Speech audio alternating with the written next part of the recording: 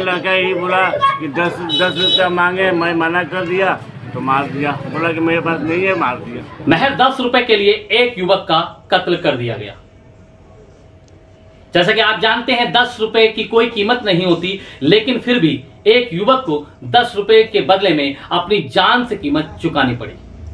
जी, हम बात कर रहे हैं मंगोलपुरी क्षेत्र की, जो अक्सर अपने अपराध के चलते चर्चा में रहता है। और बीते रविवार की रात को 9:30 बजे के आसपास, जिस समय छठ महापर्व बड़े ही हर्षोल्लास के साथ देश भर सहित मंगोलपुरी क्षेत्र में भी मनाया जा रहा था, ठीक उसी वक्त 9:30 बजे के आसपास मंगोलपुरी के पी ब्लॉक में एक युवक जिसकी उम्र 26 साल, नाम विकास, अपने घर से महज दूसरी गली में की ओर जा रहा था। तभी दो युवक आते हैं और उससे 10 रुपए की मांग कर देते हैं। शायद उसके पास 10 रुपए भी नहीं थे, क्योंकि वह काफी गरीब परिवार से ताल्लुक रखता था और उसके पिताजी दिहाड़ी मजदूरी का काम करते हैं, रेडी लगाते हैं, तब अपना जीवन यापन कर पाते हैं। विकास को नहीं पता था छठ महापर्व के दिन ऐसी घटना घट जाएगी कि उसके पास 10 रुपए ना होना काफी उसके परिवार को इसका खामियाजा भुगतना पड़ेगा। 10 रुपए ना होने की वजह से विकास ने मना कर दिया कि मेरे पास नहीं है। बदले में युवक ने 10 रुपए के लिए, महज 10 रुपए के लिए उस पर चाकुओं से वार कर दिए। चाकुओं से वार करने के बाद उसकी हालत गंभीर हो गई। पास ही खड़े युवक ने उसकी मदद करनी चाहिए और जब तक वह युवक फरार हो चुके थे। पास खड़े युवक ने गमछा निकालकर उसको बांधने की कोशिश की।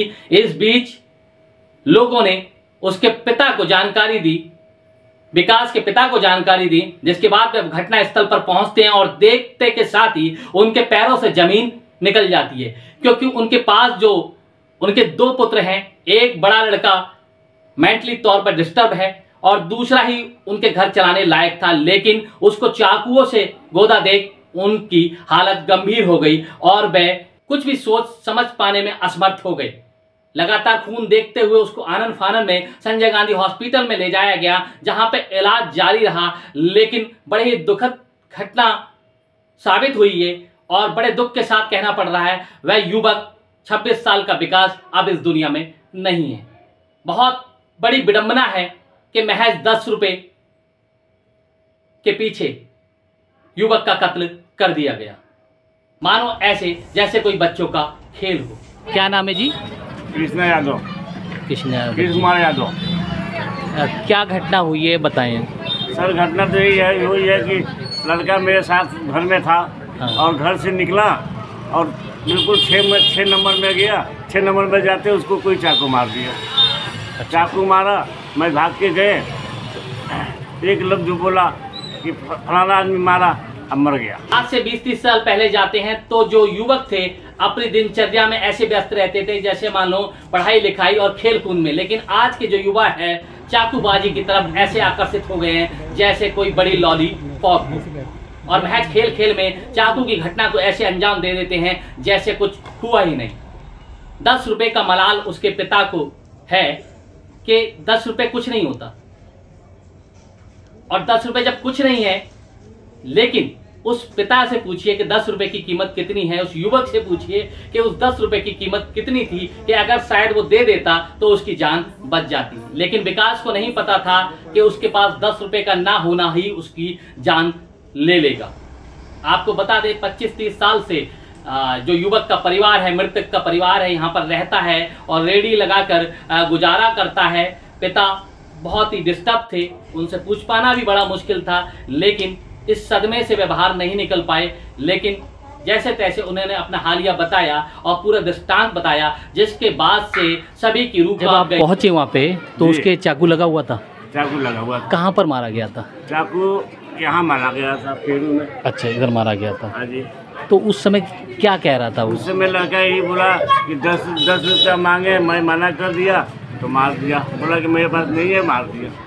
अच्छा, 10 रुपये मांगा गया था 10 उससे, रुपया मांगा वो, जिसकी वजह से उसको चाकू मार दिया। चाकू मार दिया। अच्छा, और कुछ बताया कितने लोग थे वो?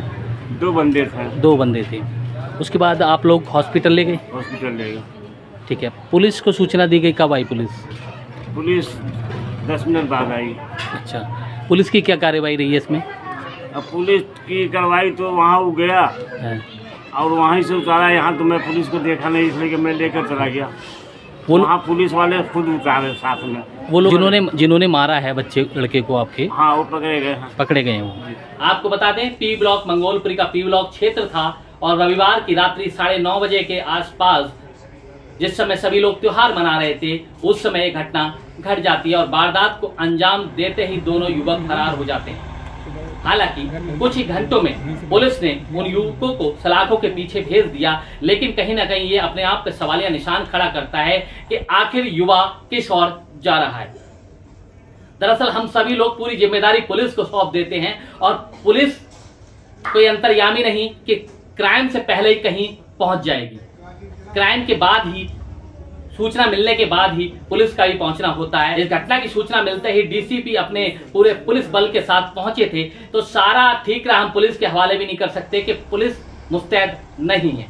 आपको बता दें जो ये घटनाएं हो रही हैं लगातार मंगोलपुरी क्षेत्र में, बड़ी चिंता का सबक है और निंदनीय है और कहीं ना कहीं सवाल खड़ा करता है प्रशासन के साथ साथ हम सभी क्षेत्रवासियों के ऊपर भी कि आखिर हम अपने बच्चों को किस प्रकार की परवरिश दे रहे हैं। दरअसल जिन्होंने मारा वो भी आसपास के थे और वो भी कम उम्र के ही थे, लेकिन उनकी संगत किस प्रकार की है कि वो ऐसी भयानक वारदात को खेल का रूप समझते हैं और चाकूबाजी की घटना कर देते हैं बिगर कुछ सोचे समझे कि जिसको आप कत्ल कर रहे हो उसका परिवार खत्म हो जाएगा और साथ ही जो मारने वाले युवक है, अपराधी है, उनका परिवार भी खत्म हो जाएगा।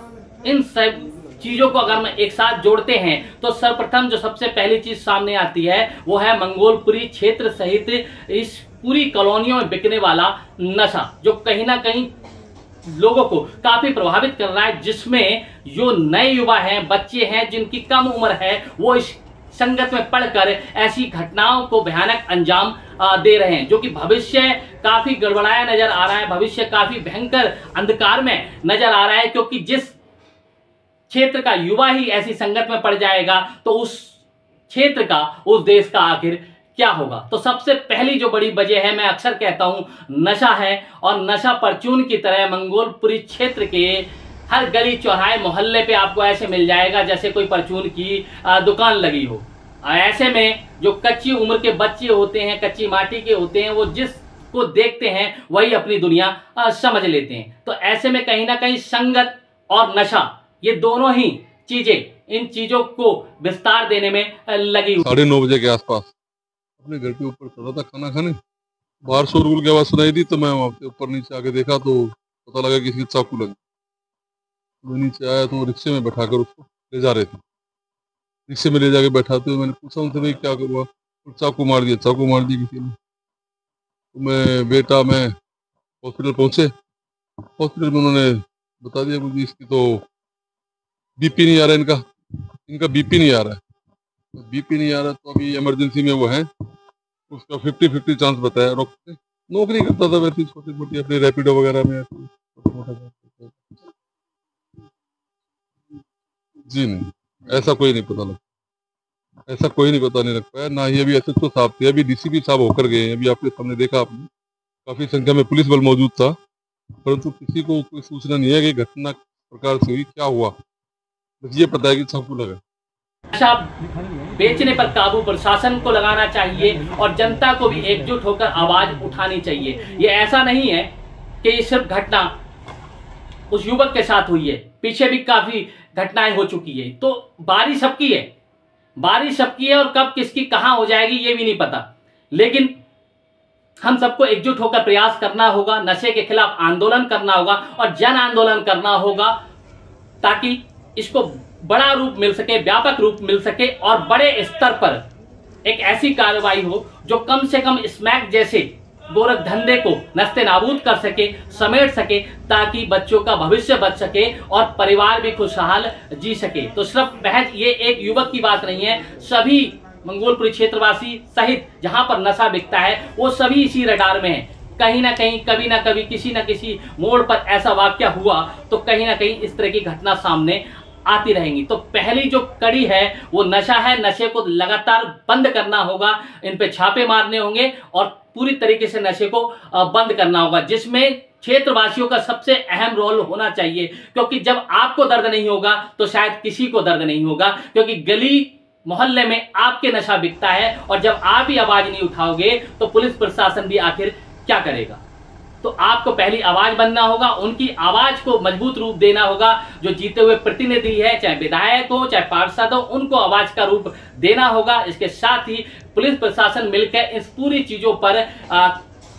इन पूरी चीजों पर काबू पा सकेंगे और कहीं ना कहीं नशा हमारे क्षेत्र से खत्म हो सकेगा और हम इस डर के साए से मुक्त होकर जीवन जी सकेंगे। तो ऐसी घटना ना हो, इसके लिए सभी जागरूक होइए क्षेत्रवासी, और कम से कम वीडियो को शेयर करिए। इतना तो दम दिखाइए कि वीडियो को शेयर कर सको और ज्यादा से ज्यादा लोगों तक ये आवाज जा सके कि मंगोलपुरी को जन आंदोलन बनाना होगा और नशे को नस्ते नाबूद करना होगा, तभी हम लोग जीवन जी पाएंगे। लेकिन जन आंदोलन करिए और ना कर सकें तो वीडियो को शेयर करिए, ताकि हर घर, हर मोहल्ले, हर व्यक्ति के पास ये वीडियो पहुंचे और कहीं ना कहीं वो नशे के जन आंदोलन के रूप में अपना कुछ ना कुछ योगदान दें और अपने बच्चों का भविष्य बचा सके।